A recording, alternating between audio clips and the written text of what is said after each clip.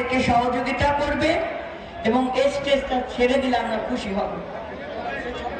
জি, বেগম খালেদা জিয়ার হাত ধরে প্রতিটি জেলায় জেলায় যার পদচারণা, সারা বাংলাদেশে তিনি নারী সমাজকে জাগরণ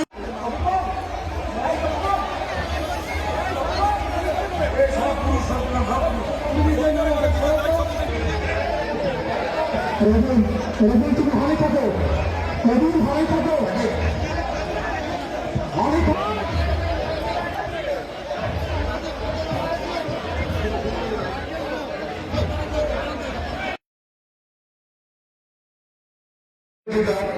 প্রতিষ্ঠান সাধারণ সম্পাদক নিপুণ রায়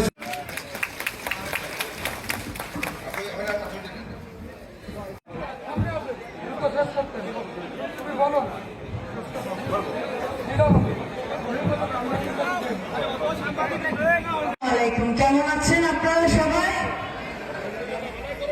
আমার মা বোনেরা কেমন আছে? একটু হাত তুলে দেখি তো কেমন আছে সবাই। আনন্দ লাগছে না আপনাদের?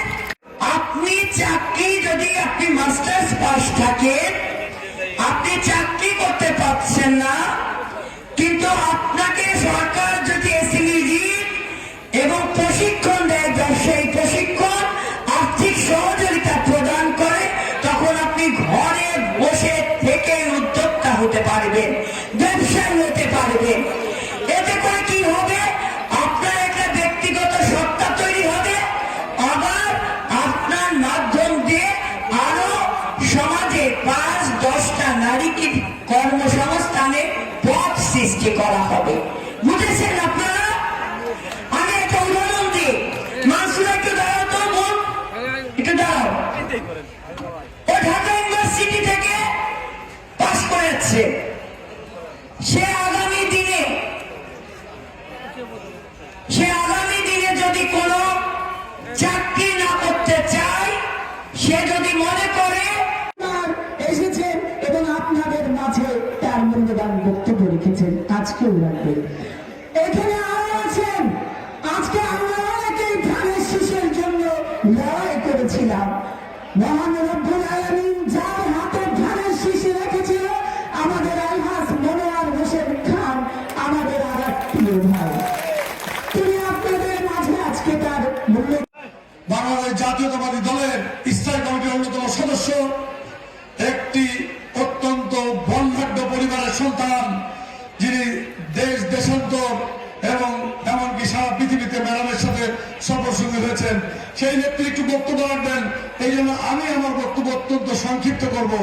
আমি শুধু আপনাদেরকে এইটুকু বলতে চাই, ইতিমধ্যে আমাদের অগ্নিকন্যা খ্যাত আমাদের সন্তান অ্যাডভোকেট নিপুণ রায় চৌধুরী আপনাদেরকে ব্যাপকভাবে যে প্রোগ্রামের বর্ণনা দিয়েছেন, কিভাবে আমাদের নেতা তারেক রহমান আগামী রাষ্ট্রনায়ক হলে আপনাদেরকে যে অসাধারণভাবে নারীদের এবং শিশুদের পক্ষে দাঁড়াবেন, তার অত্যন্ত সুন্দর বর্ণনা দিয়েছেন। ইতিমধ্যে প্রতিটা পয়েন্ট উল্লেখ করে সত্যিকারের একটি বাংলাদেশ গড়ার যে স্বপ্ন আমাদের নেতা তারেক রহমান নিয়েছেন, সেই স্বপ্নের ব্যাখ্যা দিয়েছেন আমাদের নেত্রী অ্যাডভোকেট নিপুণ রায় চৌধুরী, নারী ও শিশু অধিকার ফোরামের সংগ্রামী সদস্য সচিব। বন্ধুরা, মঞ্চ উপস্থিত আছেন আমাদের অত্যন্ত প্রিয় এই অঞ্চলের বিচার, সংক্ষেপে বলি, আমাদের নেওয়াজ হালিমা আলী, একটি সম্ভ্রান্ত পরিবারের বধূ হিসেবে উনি থাকলেও আপনারা আজকে এসেছেন অত্যন্ত আনন্দের সাথে। কেন আপনাদের এই আনন্দ?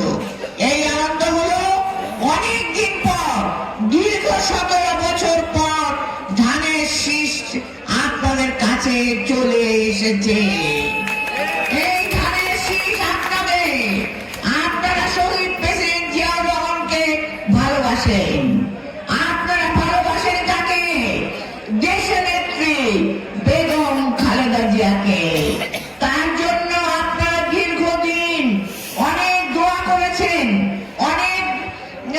করেছেন, তার অসুস্থতার কারণে তিনি যে আমাদের জন্য ত্যাগ স্বীকার করেছে, এই আপনাদের সন্তানদের জন্য, এদেশের জনগণের